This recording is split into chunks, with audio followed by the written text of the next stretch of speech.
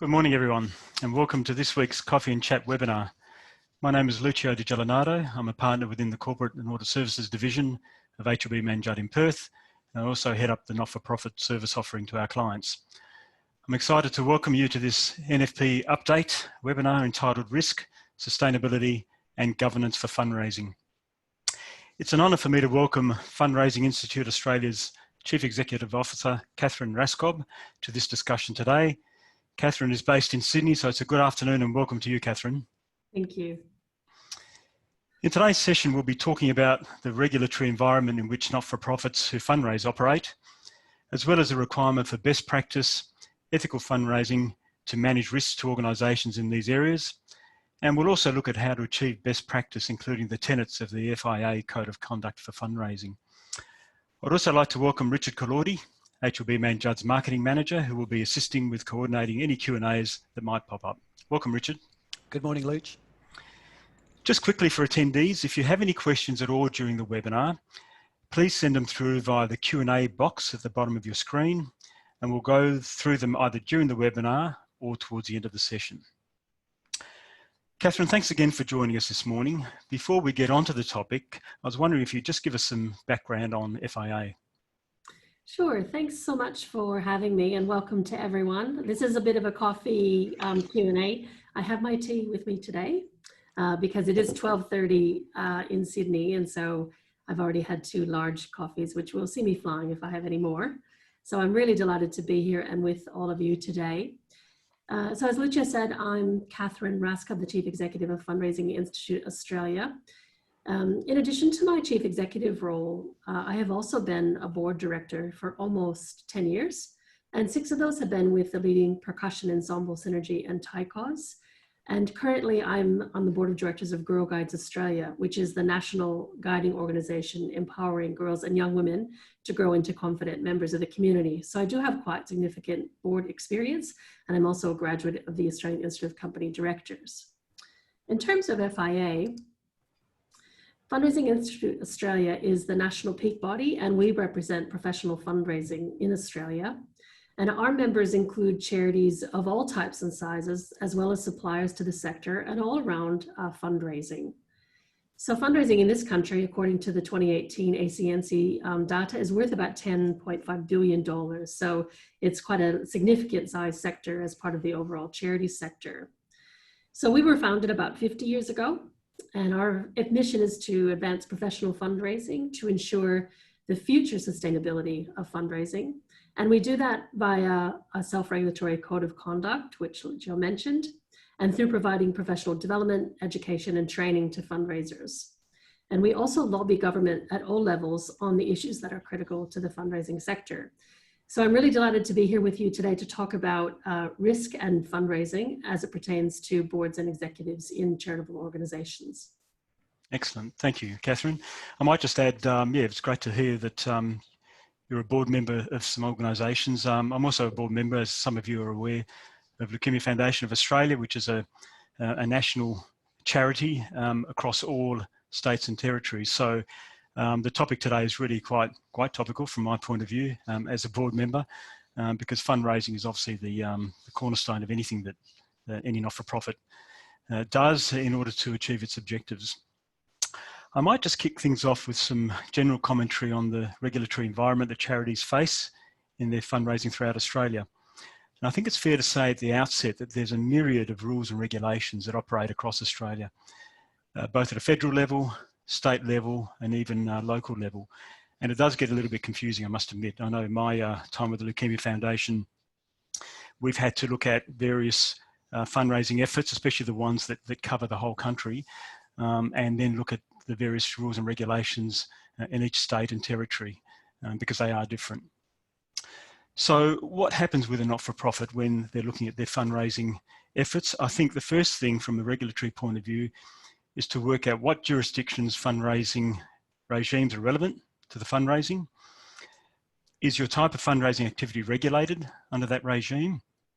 Do you need approval to undertake the activity in each of those jurisdictions? Are you aware of what's required to apply for the relevant licenses and approvals required? What obligations apply to you as you undertake your planned fundraising activities? And finally, what record keeping and reporting requirements apply to each of those regimes. All very important questions, and unfortunately each of them needs probably an hour to explore, but we won't do that. We'll just touch on those briefly. As far as the regulatory regimes are concerned, look, from a state level, I think each of the states have got similar requirements. And the unfortunate thing is that a lot of these, and I'm looking through the list now of each of the state and territories, and by the way, the Northern Territory doesn't have anything, no rules or regulations there, so let's all move there. But each of them has got their separate acts, and they're all fairly antiquated.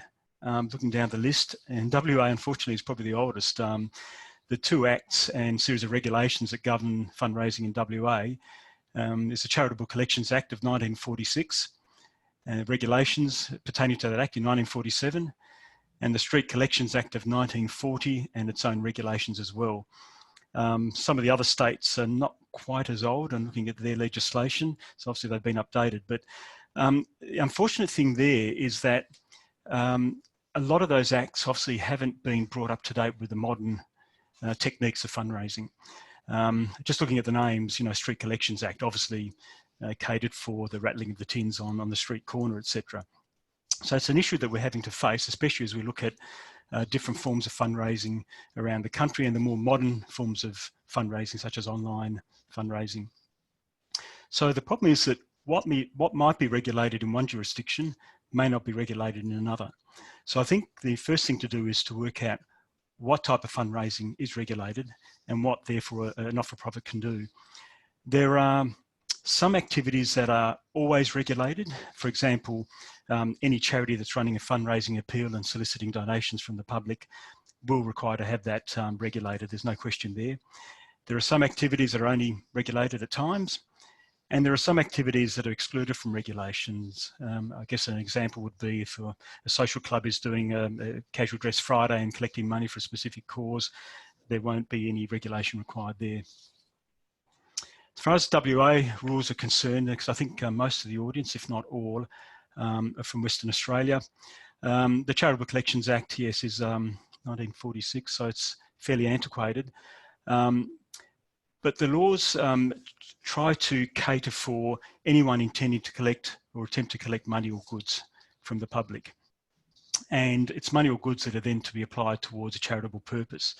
And charitable purpose is defined. There's a whole list of things here, but it's, you know, in the general sense of the word, any benevolent, philanthropic or patriotic purpose. So who needs to undertake fundraising, regulated fundraising activities in WA? Well, the license that's required is under the Charitable Collections Act, as I mentioned before. So any organisation can apply, but obviously not all organisations will be granted the licence. The licenses are granted for a period of 3 years. And so, you know, that includes a street collection, the Street Collections Act comes into play there. And it's amazing when I was researching this, some of the rules and regulations that apply to street collections. For example, they must be held only on a Friday, unless otherwise approved by the Minister for Commerce. So if you want to avoid all those tin rattlers, go into the city on Friday. As far as obligations while fundraising, there's obviously ongoing obligations, and they deal with things like ensuring that the fundraising campaign is truthful, that there are no misrepresentations made, and you comply with all the various regulations that are applicable. Obviously, ensuring that the money raised is given to the intended beneficiaries or used for the purpose that's been advertised that the money's been raised for. Obviously, ensure that the highest standards of governance and risk management are applied to any campaign. This might be touching on the FIA Code in any case, but this just stands to reason. If there's any fundraising that involves children, obviously there's rules and regulations in place there, and I'll touch on that in a second. Making sure that those people involved with the fundraising know what the rules and regulations are. There's various reporting requirements for funds raised and a whole heap of other things. In addition to those, there are, again, another whole heap of rules and regulations from organisations outside of your state organisations, such as the Australian Consumer Law. That prohibits conduct in trade or commerce that is misleading or deceptive. Stands to reason, but that is an actual law that needs to be abided by. There's a telemarketing standard published by the Australian Communications and Media Authority, ACMA, which sets out rules relating to fundraising telemarketing, including information to be provided in calls, timing of calls, caller identification, termination of calls, etc. Privacy laws, both state and federal, they set out the requirements relating to the collection, use and disclosure of personal information in connection with fundraising activities. There are local government requirements in addition to the state requirements. You could get some local governments that require stipulations as far as face-to-face fundraising, door knocking, etc. And I know that there are some councils, certainly in Perth, that stipulate the time that can be held. There are work health and safety, occupational health and safety laws, set out the obligations around protecting the health, safety and welfare of employees and other people who are involved with the fundraising. In general, there are workplace laws under the Fair Work Act, and there are child safety laws in place. Now they would be applicable, all that list, across Australia, no matter where you're fundraising. As far as WA is concerned, just finishing up on the specific obligations, we talked about street collections. Door knocking in general can only take place Monday to Saturday between 9 AM and 6 PM, no Sundays or public holidays. You can understand why. Telephone appeals are similar. Collection boxes need to have properly indicated signage on them. And children, there are rules in respect to whether children can get involved in collections. For example, they must be over 16 years of age. Nothing there that's too mind-boggling, but it's great that those rules are in place. From a financial and reporting obligation point of view, there's obviously, each of the state acts that require reporting to be undertaken. ACCC I'll touch on towards the end of, before we get on to questions for Katherine. But as far as financial and reporting obligations are concerned, obviously those rules are there to ensure that the funds raised are properly recorded, they're separately recorded and safeguarded. There are rules in place as far as acquittals, as far as at the end of the year when those funds have to be acquitted back to government departments. And also at the end, there's a couple of, I think it's the WA Act and the New South Wales Act that requires the auditor to report in their report on the financial report to disclose specific information in regards to the acts in New South Wales and WA. And I know from my experience on the board of the Leukemia Foundation, when our auditor presents their audit report on the financial report, they've got to add a section at the end that deals specifically with the WA and New South Wales regulations as far as their acts are concerned. It does get a little bit cumbersome, I must admit, and someone might look at that and say, well, if you're reporting on WA and New South Wales, what about Queensland and South Australia, etc. So it's just one of the quirks of this legislation. I might just touch on ACCC. Now, ACCC is the National Charities Regulator. It's not a fundraising regulator. So it doesn't regulate fundraising. However, it can take action in certain circumstances and has in the past. It has some investigation powers where it would be particularly concerned where it's alleged that a charity hasn't met its obligations to the ACCC, for example, failing to meet financial reporting requirements and government standards. As far as fundraising issues are concerned, I guess the ACCC would be involved if there's a complaint or if they looked at the financial reports of charities and looked at the costs that would appear too high. Now, I must admit on this I'm torn because I've seen situations where the cost of fundraising appears high. However, if you don't incur the cost of fundraising, you don't get the fundraising income. So whilst, again, with the Leukemia Foundation and other charity clients that I'm involved with, they do look at the cost of fundraising. I had a particular situation years ago with, I probably can mention these entertainment books, which are a great source of fundraising for a lot of charities. Back then, the books would cost us $48 and we would sell them for $60 to the general public. So that's a $12 profit margin. Now, from my point of view, there wasn't a lot of effort required in selling these books. But the cost of fundraising, 48 over 60 is 80%. So that would appear abnormally high. But to me, that is a terrific source of fundraising. And without incurring that cost, you wouldn't get the $60 income. That's just a minor thing, but I think it's becoming more relevant these days. And I guess if there are blatant examples, and there have been some cases in recent times as well, where organisations have just spent too much money on fundraising. ACCC can and has been involved. So that's really what I wanted to cover on that side of things. Katherine, from your point of view, again, regulation is something that you would have to look at as well. I guess it's incumbent on any not-for-profit to ensure that their fundraising operations are appropriate, lawful, and obviously ethical. So what role do you think not-for-profit boards should play in ensuring that that's the case? Yeah, I think you've described the complexity of the regulatory environment for charities and fundraising organizations, and it is really, really complex. And I think trying to navigate your way through that can be challenging. Perhaps back in the day, fundraising was based on a state-by-state basis, and so therefore national, I guess, codes or legislation, wasn't required. But obviously, we don't think or act that way in these days. And the state-based legislation hasn't really kept up. And even in the definition of fundraising, that differs from state to state and has different requirements in various states. And it is really challenging for charities, and it does cost money.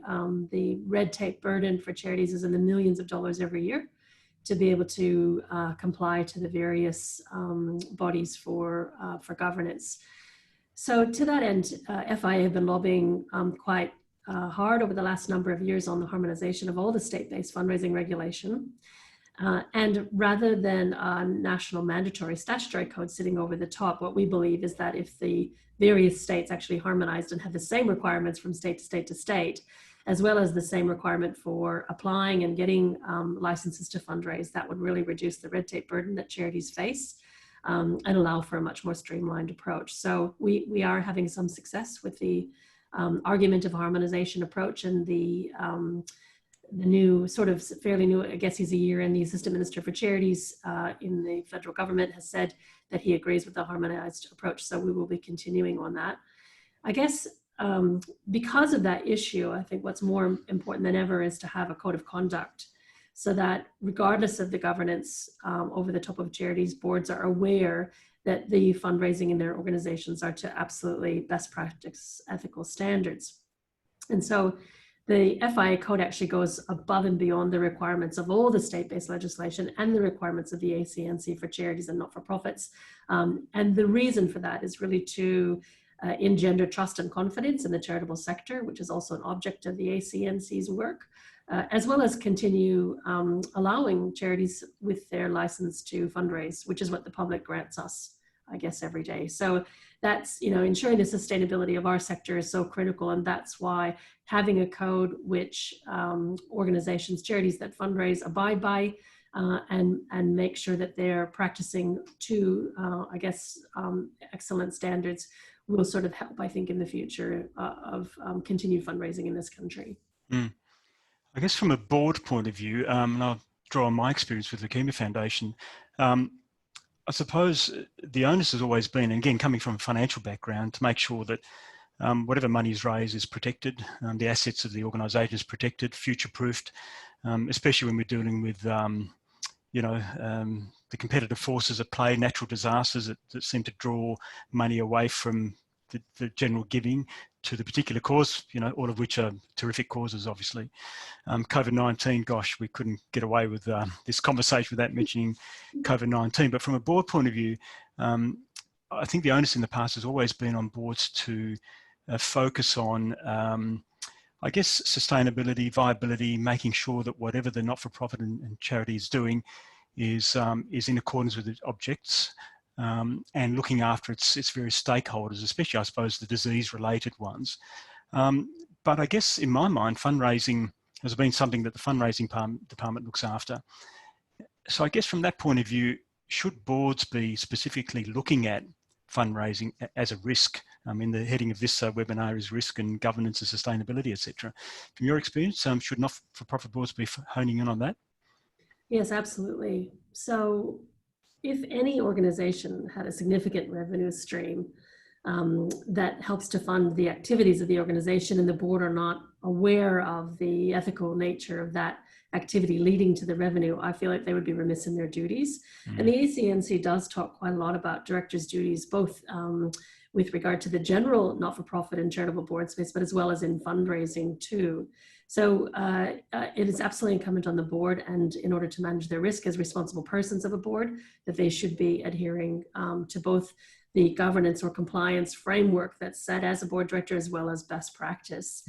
So in the case of the governance and compliance, obviously compliance is all of our responsibilities as board directors. And so we do need to be aware that all of the fundraising activity that the organization is carrying out is compliant to the various state and other legislation that you've discussed at the start.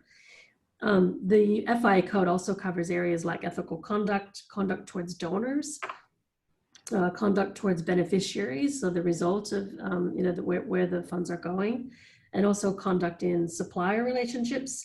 And then there's an administrative component to make sure that there's a group or an authority who are ensuring compliance to not just the basic governance standards of the ACNC, but also of sort of best practice fundraising as well. So I think as a responsible person on a board, you'd absolutely be remiss if you weren't aware of the fundraising activity and how it's being managed and executed in your organization. And as you said, there is significant risk if it sort of goes awry or it goes astray.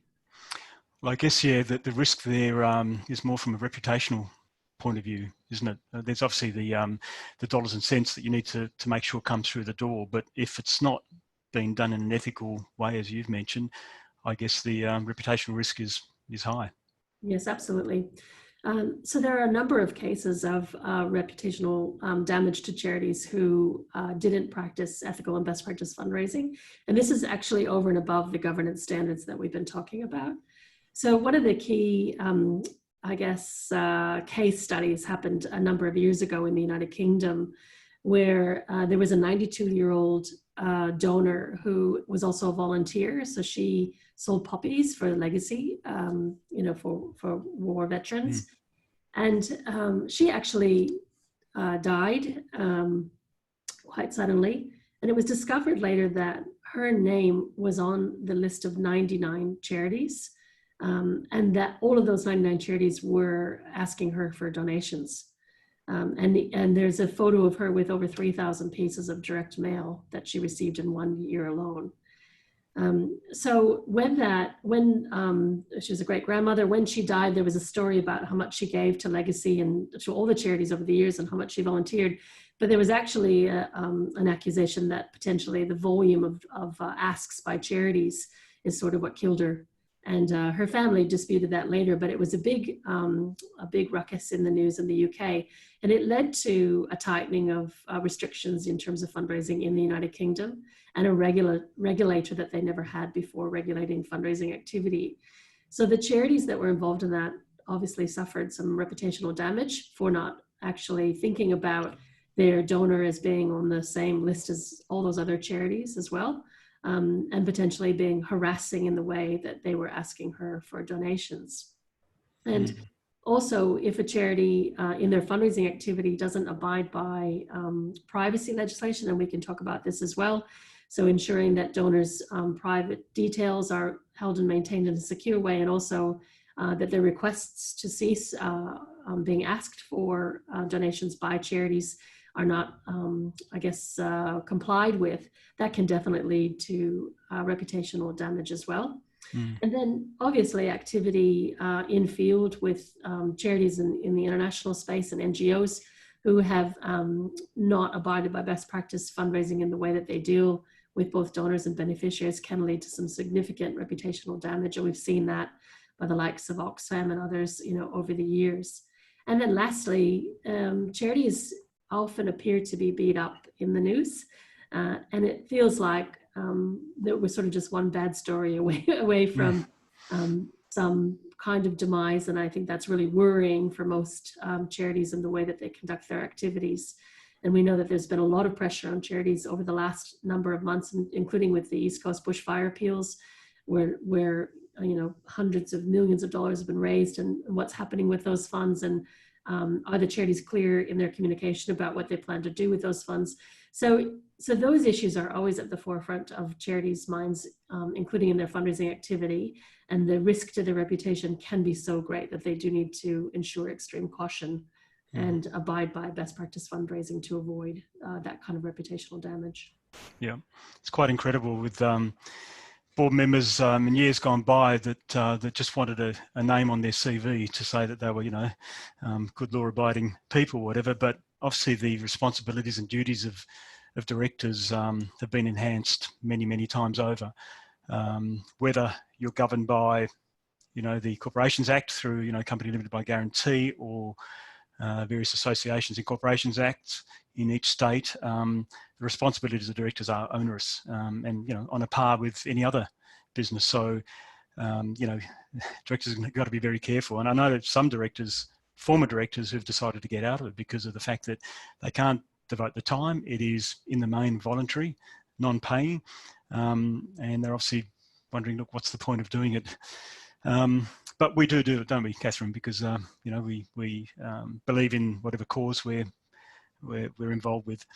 We mentioned objectives of charities in the past, and obviously very important that when you're soliciting money from the public, you're broadcasting the fact that your objectives include various things such as, as we mentioned before, disease specific, for example, and you want to obviously respect the donor's wishes when the money comes through.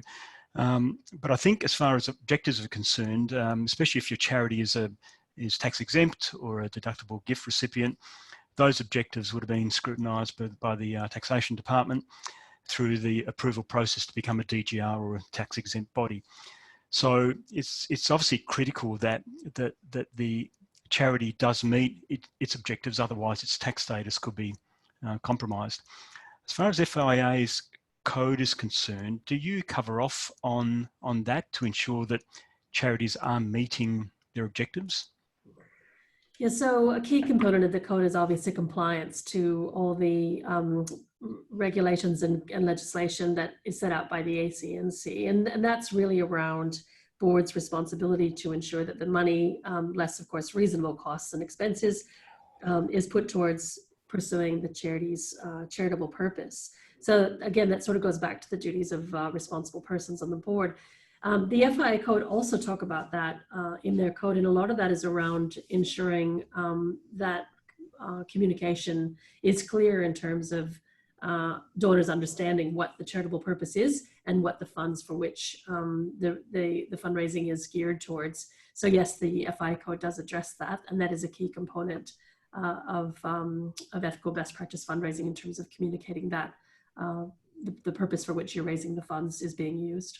Sure. And again, touching on that, with obviously the spending of the money generally happening after the money is raised, I would have thought, and I touched on this before, that there'd have to be a strong management and oversight of the charity's assets and resources. Again, as far as FIA is concerned, do you get involved with setting the rules in place as far as management of those assets? Aside from, I guess, governance principles for responsible persons on boards, that is covered a little bit in that. But as the Fundraising Institute, we do mostly focus on fundraising as opposed to the distribution of funds. Yeah. So we're guiding our members in terms of best practice raising of the funds, but we probably don't go into much detail on how those funds are distributed. Except for the fact that we do cover off in our code as I mentioned earlier, the communication of what are the funds to be used for. And then we rely on directors to make sure that as their roles on the board require, that they are understanding and have oversight over the distribution of those funds. And I know that's sort of a tricky area. We have seen that with Red Cross and Celeste Barber's Facebook appeal and others. It does get quite challenging, but probably less governed by the FIA Code for fundraising than it would be by governance standards and distribution. Again, with my involvement with the Leukemia Foundation, we'd love to have general untied funds coming in so that you're able to, pay bills as they fall due. But a lot of our money coming in is tied, so either specifically to research or to our transport service, etc. So one of the risks we've identified is not respecting the wishes of the donor. And I guess if you don't respect those wishes, well, there's there's probably legal issues surrounding that as well. So we have that high on our list of priorities. You mentioned that the UK situation before, and we mentioned reputational risk, but what else can happen? You know, what are the other risks if fundraising does go wrong? So a lot of them do lead back, obviously, to reputation, but I also think that the areas of data and privacy can impact the way that a charity is able to operate well into the future. So as you mentioned from the start, charities have an obligation under various acts and legislation to ensure that they're abiding by all of the governance and compliance issues that they need to. The privacy issues are really governed by the Australian Office of the Information Commissioner, the Privacy Commissioner. And I think this is an area that is really challenging for charities. We've seen some impact in the United Kingdom again, where the Greater Data Protection Regulation came into force in May, in the Northern Hemisphere summer of 2018. And really that sort of tightened the restrictions on the use of donor data for charities. And charities who were not prepared for that actually lost quite a significant amount of data to be able to contact prospective donors and supporters because they didn't have expressed opted consent from their donors. So they actually lost quite a significant sum of fundraising funds as a result of not being prepared and not being able to adhere to the increased privacy legislation that occurred in the United Kingdom. And here in Australia, our privacy legislation, obviously we need to abide by the various privacy principles. And it does appear that the Privacy Commissioner is interested in and perhaps getting a bit more tight in the restrictions around the use of data. And so this is where charities really need to ensure that they're prepared for a potentially tightened privacy environment, whereby their donors and supporters are absolutely consented and opted in their CRM systems to be able to receive communication from charities. So thinking about that, it's really important that charities are aware of the risk to not having consent or an ability to communicate effectively with donors and supporters, and that could actually impact a charity's revenue into the future. Sure. It is a dilemma, isn't it? Because I've seen it before. Again, I keep referring back to the disease-specific charities where you might have someone's, a patient's details, etc., because they're going through the disease and treatment, etc. But as we know, to put it quite crudely, I guess, for want of a better term, a patient, their families, their supporters are potential donors to the organisation, be it through direct donations, participation in events, potential bequests, etc. So I know that there's always been a bit of a challenge between the people on the medical side of things, the doctors, the haematologists and whatever, with the fundraising people. The fundraising people want to get as much detail as possible. But again, with privacy issues, you're right, you need to get that consent, don't you? Yeah, and I think there's so many, it really can be a minefield. So the issue that you're talking about is actually holding sensitive information on your donors and supporters, which is, absolutely critical in terms of security and the way that data is held. And then there's the consent issues around making sure that you're capturing their willingness to continue a relationship with you. So the FIA Code has quite a significant section on conduct towards donors in this area. Basically, we require that our members promptly and courteously comply with any donor's wishes to, obviously, refusal to make a donation if asked, but also request to not receive any further solicitations, to be contacted at a more convenient time or a different method if that's desired, and also to abide by a donor or supporter's wishes to limit the number or type or frequency, I guess, of solicitations. And we ask in our code that every time that we contact a prospective donor, that we provide information about how they can opt out of receiving any further communications or solicitations from our members. And I think that's really important to engender that sort of trust and confidence that if I say I don't want to receive any more communication, I haven't given you my consent to have a relationship with you across any channel, that is absolutely complied with and abided by. And I think those are the areas that, if we're not careful, could lead to further restrictions into the future. Sure. All right, slightly different tack now. I just want to talk about fundraising as a profession, I guess, if that's the right word. And that's probably not something that comes to mind immediately, does it? Because I guess, and look, I might be wrong here, I'm not aware that there's any specific studies that can be done as far as a degree or whatever, but I might be wrong then. Please correct me if I am. But having said that, as we know, fundraising requires a specialised skill, and I know with the Leukemia Foundation we've got some fantastic people that are involved. So how can those skills be obtained, Katherine? Yeah, I think that's a really, really good issue to raise. So most professions have education and training, which allows them to be absolutely best in their profession. Accountants, lawyers, doctors, all of those. And I think the fact that we don't actually have a formal qualification in fundraising can be a challenge into the future. There are 57,000 charities operating. Many of those do fundraising. And so you really do want to have an absolutely skilled and professional fundraiser. Also, just before the pandemic hit, we had been facing over a number of years a shortage of fundraising skills, especially in the newer areas and channels of fundraising, such as digital, online, peer-to-peer, and also using data in fundraising. I think those are some areas that were really being challenged.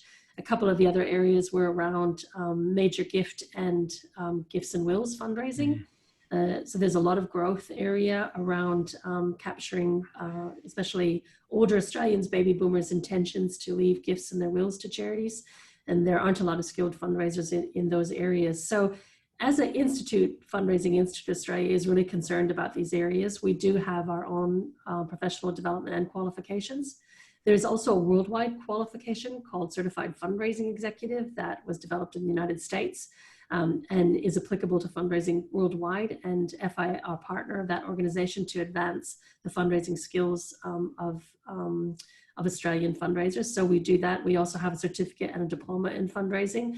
So once you're in the field of fundraising and you've got a bit of experience under your belt, members often come to us for a pathway to develop further their fundraising skills from sort of start to finish. We also have a mentoring program so that fundraisers who have been around for a number of years can have a transfer of skills to fundraisers, younger fundraisers, to sort of get them upskilled. And then, of course, we ask people to abide by the FIA Code. There's some training involved in understanding the requirements of abiding by the FIA Code. So we offer that as well to members. So there are a number of graduate certificates and programs around the country, including a really fantastic one by Queensland University of Technology, who have a graduate certificate in philanthropy, which does cover fundraising. But there really isn't any significant body of either undergraduate or graduate work in this area. And it is an area that FI would like to continue to push to have, because we agree to the point that you were making at the start that this is a really significant skill and a really important skill. First of all, for boards to be aware of the fundraising people in their organization are actually professionals in what they do. And also it provides that kind of confidence and trust in the sector that the people who are asking for all the beneficiaries that are in need are actually a professional in their approach. So yeah, I think this is an area that we'd like to continue to work with the sector and with government to help advance the professional skills and the practice of fundraising. And I think one of the areas, we could talk about there would also be helping boards to understand the fundraising function, maybe as a board would seek in a skills matrix environment to say we need somebody with a background in finance or in law or HR. They might also consider getting onto their board someone with experience and skills in fundraising, so that boards can be confident that the fundraising activities are managed in a reputable way and certainly abiding by all governance and other standards, and including the FIA Code. So that could be one way that a board could be a bit more confident that their fundraising activity is to the standards required. That's a great point, isn't it? Because you're right. We generally focus on making sure there's enough accountants and lawyers on the board, on boards, and that's the first thing we look at. And very important roles, by the way. But you're right. If the revenue is it is the lifeblood of any organisation. having someone in that field, or even marketing or whatever, it becomes quite critical. And I think, you know, in times like what we're facing at the moment with COVID-19, I guess it's unfortunate that fundraising departments are pretty much seen as an overhead. So when the donations dry up, the first thing to go is potentially, you know, fundraising employees. That's kind of sad, just especially based on the discussion we've had today, isn't it?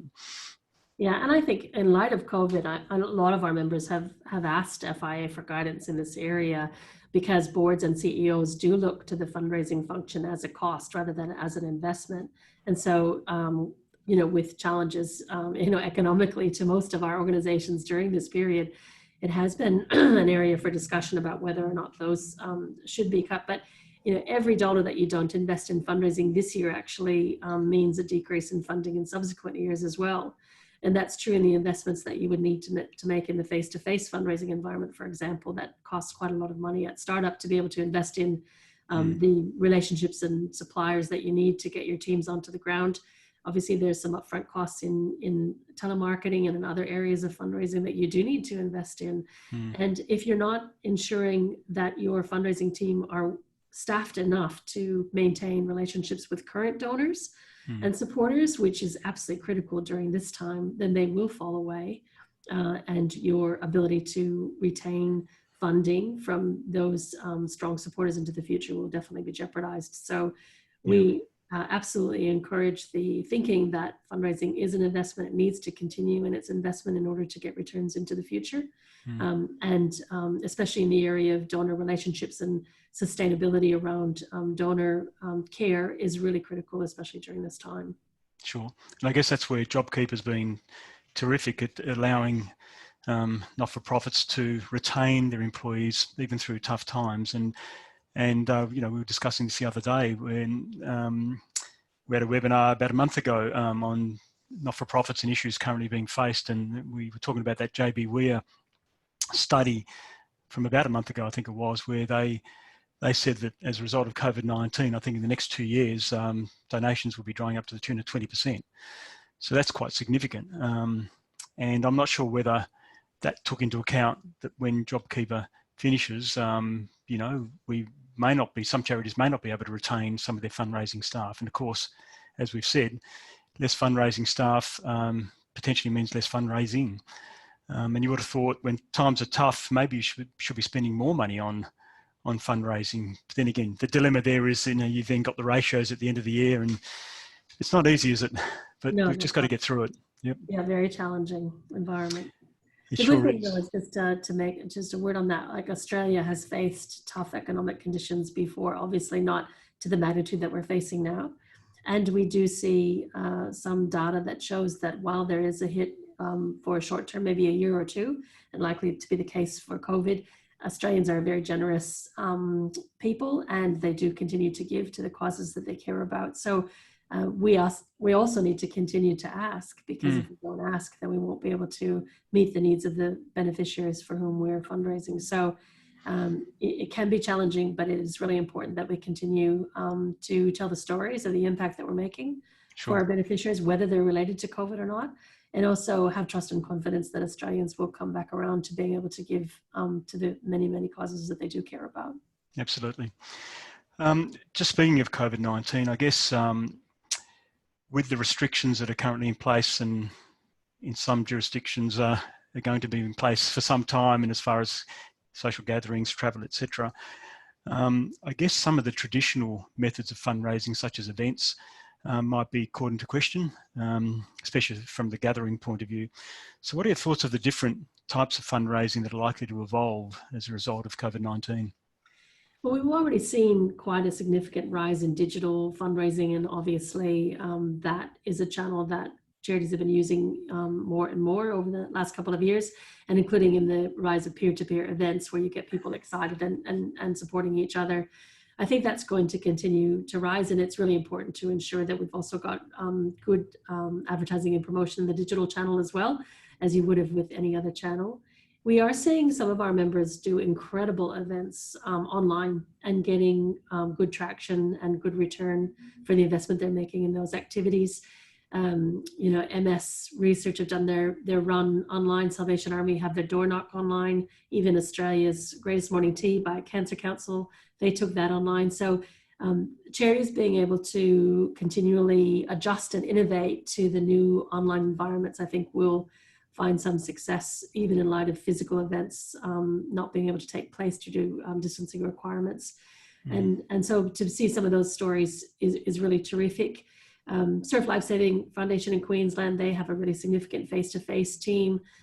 They provided them with significant training and brought them in-house to ring up their donors and their beneficiaries on the phone and just check in with them to see how they're going in light of COVID-19. And that was a really great use of a face-to-face team, adjusting to a telephone environment, and the beneficiaries and donors who were rung by the team were really delighted to have a phone call from them. So we're seeing a little bit of that activity happen. And again, where there's training, really good training involved in terms of telling the story of the impact and the charity wants to make, and how the donor can assist, and the solutions, I guess, for that are really, you know, can be very successful. So it is really up to charities to think about how they can adjust and adapt in this environment, and use some of those channels more effectively in light of the areas where they're being restricted at the moment. Sure. It would be sad if the restrictions sort of mean that events such as fund runs are completely banned in future, because obviously apart from, you know, raising terrific money, it's a sense of community, isn't it, and effort. But look, let's just hope it's all sort of short-lived, and that things can come back to normal, whatever that ends up being. Yeah. But just thinking about alternate sources of fundraising and income, and whilst this is not fundraising in particular, I had a call from a client a couple of weeks ago who asked whether, and they're you know, tax exempt and DGR, etc., whether they would be allowed to acquire a business. And this was a private company they were looking at. And it's funny that I'd come across it a few years ago with a not-for-profit that wasn't a client of ours, but I knew the chairman, who's unfortunately since passed away, who actually had called me because we had some other business dealings together. And he'd asked me the question at the time. So we researched it for him on a pro bono basis. And basically, yes, they ended up buying a private business, which is in printing, both physical printing and online digital stuff. And it turned out quite well for them. So there you've got this incorporated association wholly owning a private company. That company pays its taxes and employs its people and all the rest of it. At the end of the year, pays a dividend up to the not-for-profit. The not-for-profit gets the franking credit as a refund, and everyone's happy. It almost seems too good to be true. But it just showed some really quite innovative thinking at the time to expand their sources of income, other than just relying on donations from the general public, to something a little bit different. So I guess that's one source of alternate funding, and there might be others. Yeah, and I think that's a really clever idea to think a little bit outside the square on that one. And we do know that a lot of charities do have social enterprise functions which deliver revenue. I know there's a small organization in Melbourne, the Asylum Seeker Resource Centre, that have developed a social enterprise to be able to help fund their activities, especially in light of, I guess, some of the challenges and constraints and the risk to some traditional fundraising activities. So I think that's really terrific. And even the face-to-face fundraising function is fairly new in this country. I don't know, 8 or 10 years old or something, and has been around for a lot longer in other countries. But, you know, constantly thinking about ways to engage with donors and to capture their imagination and attention for the needs of the beneficiaries that you're trying to serve is a really important part, I think, of a charity's role into the future in terms of their strategy for fundraising and revenue. Katherine, you mentioned before in passing the bushfire appeal and Celeste Barber, etc. That was an incredible fundraising effort, but there was a lot of criticism, wasn't there, on, you know, directed towards perhaps not distributing the money quickly enough, confusion as to what areas of the donated money would be spent on, and even some donors thinking money raised was going to a particular area where in fact it wasn't. What are your views on this, and perhaps trying to avoid the confusion? It's really challenging, isn't it? I think that Celeste Barber did an amazing job of capturing, you know, that attention and imagination, as we said, her own family and people that she knew and loved who were being impacted. And she only set out to raise $30,000. And I think if that had happened, we'd be in a different place right now. Obviously, she was unaware of the requirements and how charities are set up with their objects. And those are set by the ACCC, and obviously they're sort of immutable, I guess. She didn't know that. And so when she promoted that, she said, oh, look, we're going to make sure it goes everywhere. And that was really just, she just wasn't aware of that. So you don't really want to shoot somebody down for doing such an amazingly good deed when they weren't aware of some of the requirements. And I guess a lot of charities have people fundraising on their behalf, and they need to make it very clear where the funds are being earmarked to, where they're going, if they are being raised, and they have to be clear in their communication about that. So that was an unfortunate incident in terms of, I guess, the public's perception of where Celeste Barber was raising the funds for and how that all transpired. And from my perspective, we just want to say thanks to her. Absolutely. And her incredible, social media following to make that kind of impact, despite that it didn't turn out exactly the way that she or others had planned. And that is unfortunate. With other charities, I think it's important now, more important than ever, perhaps, and as a result of that experience, that they are very clear in their fundraising. This at the top of the conversation, we talked about this communication issue, to be really, really clear where the funds are going, and to make sure that that donors are aware of that. And then as donors, we also have responsibility to make sure that when we make donations, they're going to where we think they're going as well. To read the charity's communications on their website or on the donations page, and to be really sure that you're confident that when you give your money, it's going to the cause for which you've intended it. Because we all have to be aware that, not in this instance, but there can be scams and, fake websites and all kinds of things that can happen. So in this case, it really is donor beware, to make sure that you feel confident about that. And then up to the charities to ensure that their communication is absolutely clear about where the funds are going. That's a great point. Yeah, because I mean, charities are charities, but at the end of the day, they're still running businesses, aren't they?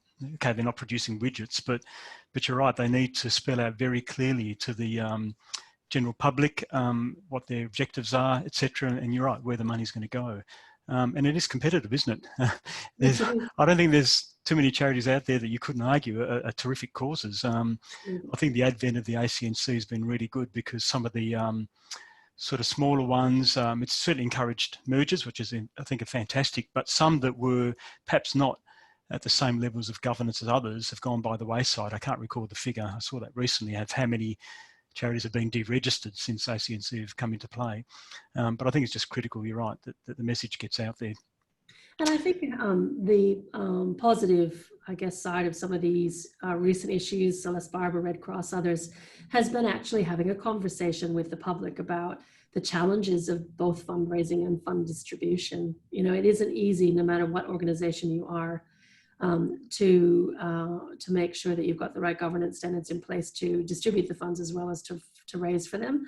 And those challenges, you're absolutely on the hook for making sure that no fraud exists, and that you're not giving funds to people who aren't in need, that they are retained for future issues and I guess, impacts and disasters and things like that. So, these are really challenging areas. And again, a risk to boards if they're not being governed, properly in terms of their communication and the function of governance over both fundraising and funds distribution.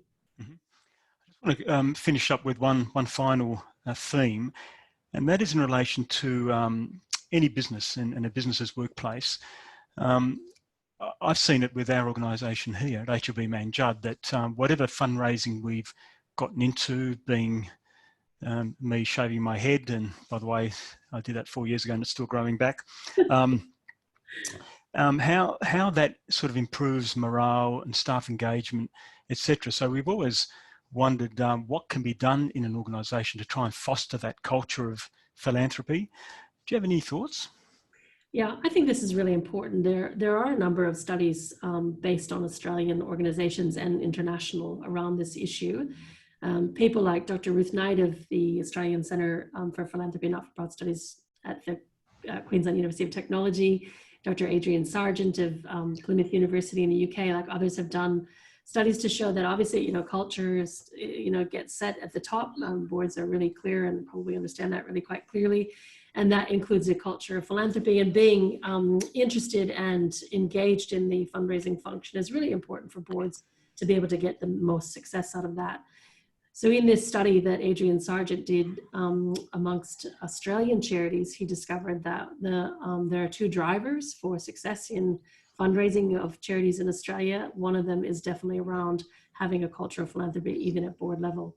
So this might mean boards, board directors, ask about the fundraising function, ask how they can help, celebrate the successes, offer to assist in donor relationships. Obviously, if they have a culture of giving themselves at board level, that does encourage all the way on down. And I think when that is done successfully, there will be success that can follow, ensuring that the idea that we're here to build relationships with people in order to impact our beneficiaries in a long-term way rather than a short-term thinking view is also really important. And when I hear stories of boards really embracing philanthropy and fundraising for their organizations, you can see the follow-on and flow-on effect of success in their charities. So I think that's something that we all need to consider, that obviously, there's governance and compliance and all those things are really critical, but culture is also a key driver for success in fundraising organizations. Absolutely. Thanks, Katherine. All right, just looking at, I don't think we've had any Q&As, Richard, which means that everyone was so engrossed in what Katherine and I were talking about. So I might just close there. If there's any questions that do come up, we'll obviously try and endeavour to get back to people directly. But Katherine, it's been terrific. Absolutely wonderful to have a chat to you today about this important topic. I think it's been highly useful for attendees. I'll be looking forward to getting the feedback. So Katherine, thank you very much. It's been great having you. My pleasure. I really enjoyed having the conversation. Good on you. And for our audience members, thanks for your time. If you've got any further questions, please submit them directly to hlb@hlbwa.com.au. If you'd like to connect directly with the Fundraising Institute Australia, the website is fia.org.au. We look forward to chatting with you all again soon. Have a great day. Thank you. Thanks, everyone.